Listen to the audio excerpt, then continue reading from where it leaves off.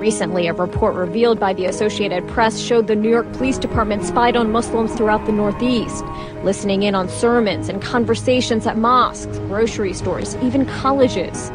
Reporters had gotten their hands on actual NYPD documents that verified and unfortunately confirmed some of our worst fears. Undercover officers visited businesses, identified the ethnicity of the owners, and took photos of their stores. We're trying to be good American citizens. We're trying to, pay our taxes, work here.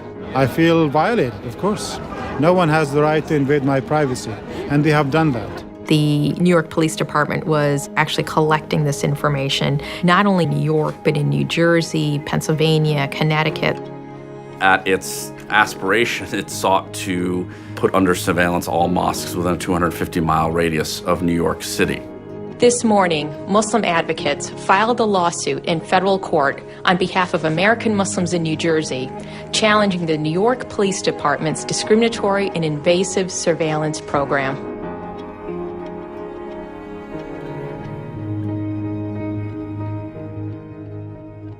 Alhamdulillahi Rabbil Alameen, Ar-Rahman Ar-Rahim, Maliki Yawmiddin, Iyyaka na'budu wa iyyaka nasta'in, Ihdina as-siratal mustaqim, siratal ladzina an'amta 'alayhim, ghayril maghdubi 'alayhim waladdallin. Amen. So the beginning of our meeting is really going to be about unwarranted surveillance of the entire Muslim community in New Jersey. So just give us some of your thoughts. When the community found out about this surveillance activity, the imams came together from various mosques. Muslims serve this country in all aspects. We are part of the fiber of this whole country, this whole nation. And when it was kind of uncovered that this is what they were doing, it was very, very shocking and disturbing. As not just Muslim, but citizen of this country, we felt as though our civil, human, and constitutional rights were being violated. I had already had a relationship with the police director. Myself and a number of other Muslim leaders in the community would meet not only with New York police, but with the state police. If the New York Police Department really wanted to find out about our community, all they really had to do was talk to the law enforcement people that were right here in New Jersey. That's all.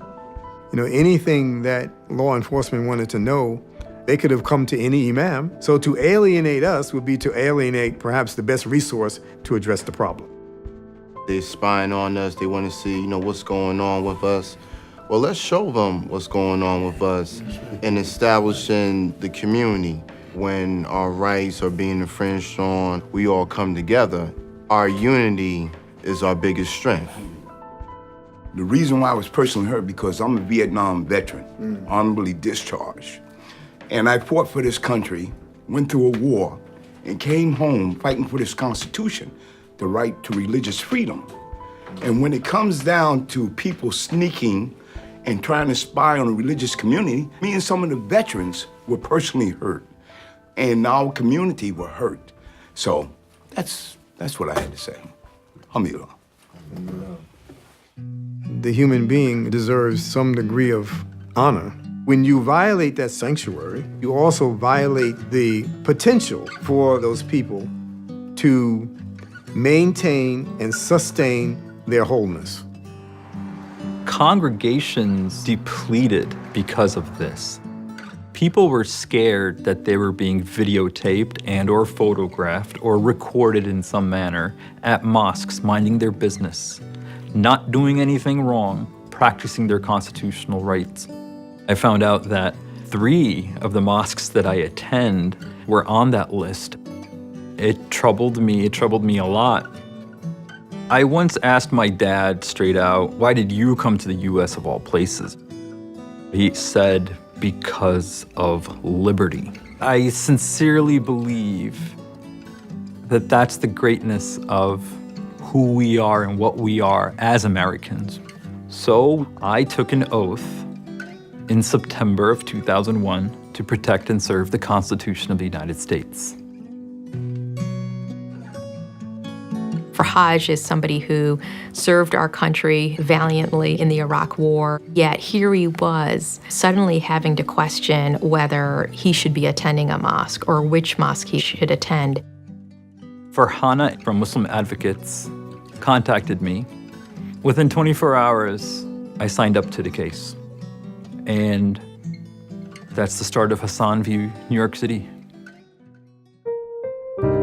I think at the heart of this lawsuit is really the tension that we've had as a community, and frankly, many communities of color have had with law enforcement agencies.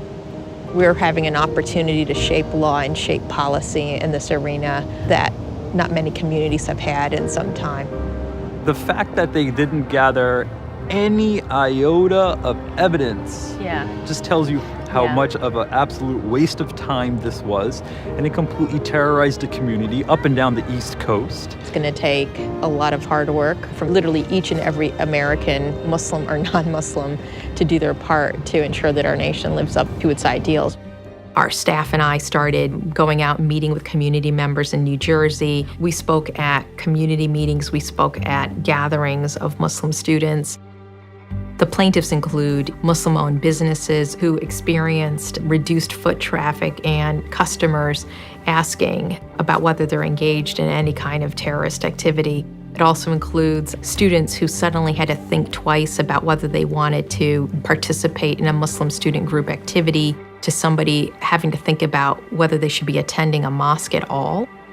I think there is a misperception that most Muslims are Arab, when that's not the case. Actually, the final set of plaintiffs represent a diversity of the American Muslim community. We have African American Muslims, Shia Muslims, South Asian Muslims.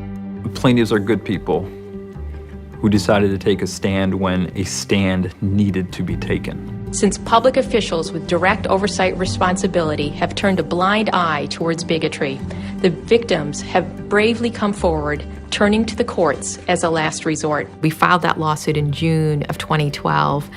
The city filed a motion to dismiss. A federal judge ruled that police are not breaking any laws with their practice in the neighboring state of New Jersey. In his ruling, the judge wrote that it was legal because, quote, the police could not have monitored New Jersey for Muslim terrorist activities without monitoring the Muslim community itself. We didn't bat an eyelash. We immediately signed on to refight the case.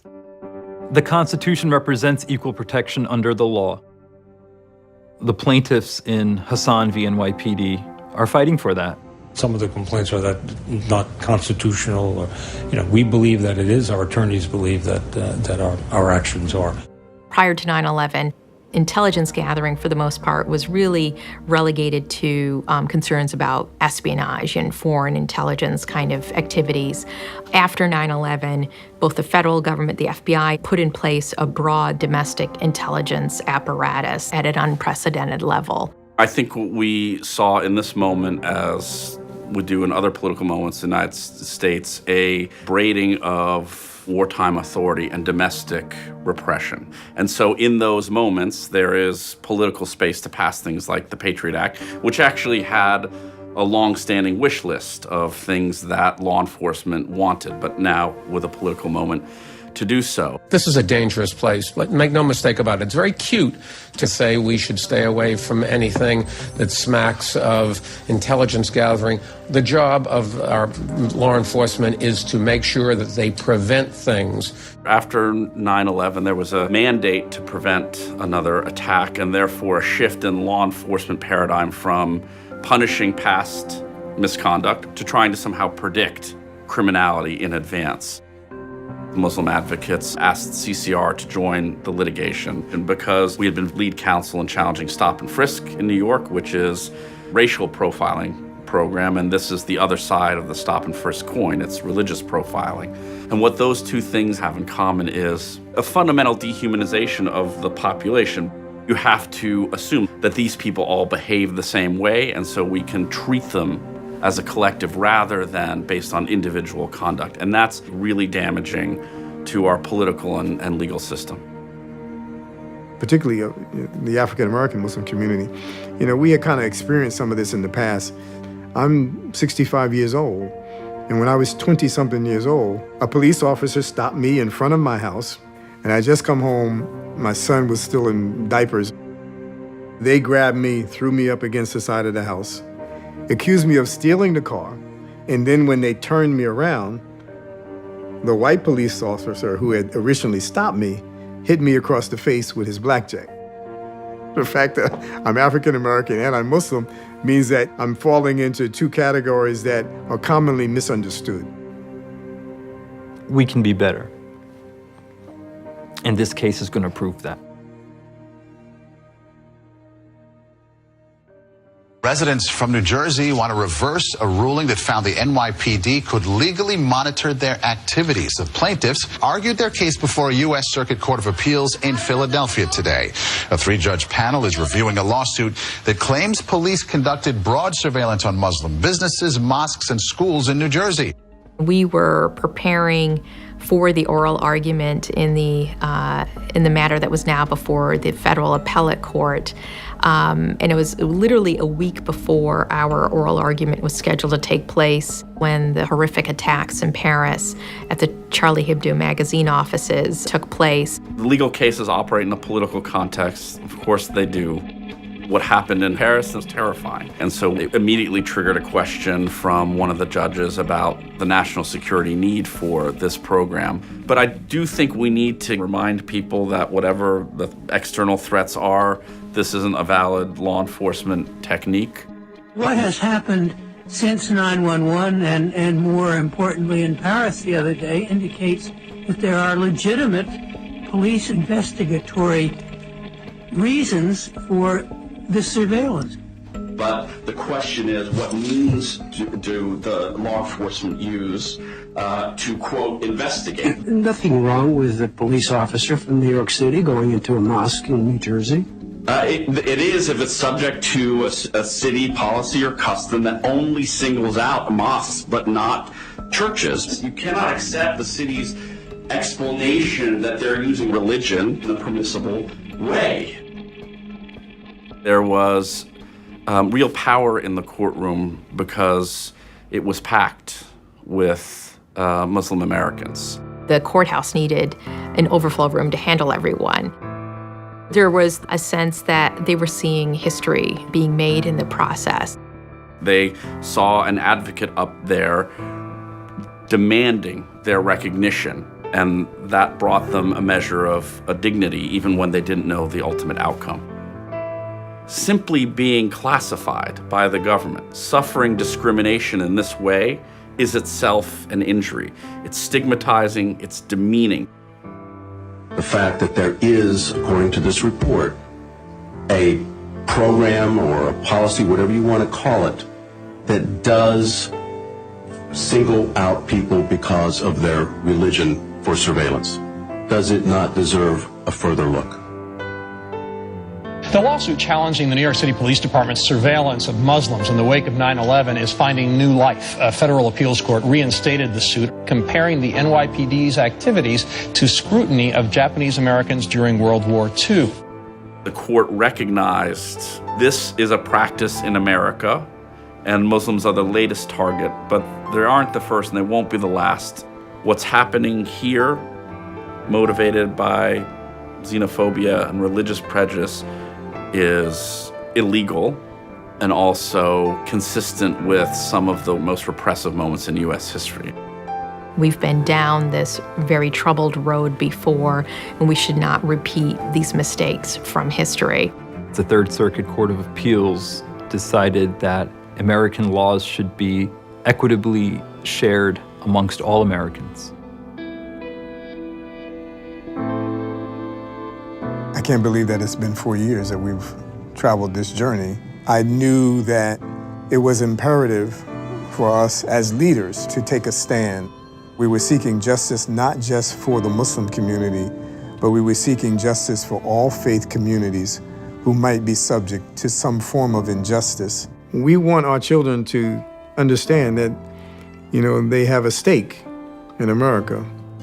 We're in a really worrying and sometimes disheartening political climate where Muslims are demonized but they are recognizing that in America, for things to change, you have to build power among your own communities and be politically active and socially engaged.